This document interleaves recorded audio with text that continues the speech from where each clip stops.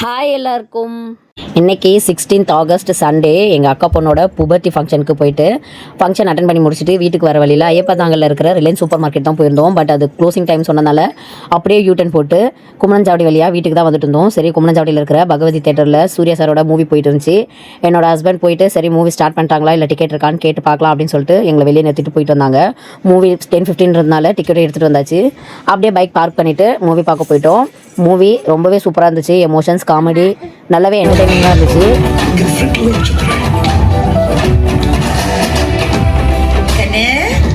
ஏதோ கான்ஃபரன்ஸ்க்கு பெல்ஜியம் போறேன்னு சொன்னேன்.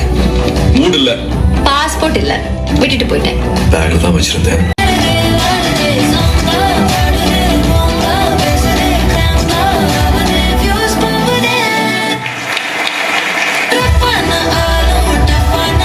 ஓகே, நெக்ஸ்ட் வீடியோவில் சந்திக்கிறேன். தேங்க்ஸ் ஃபார் வாட்சிங். பாய்.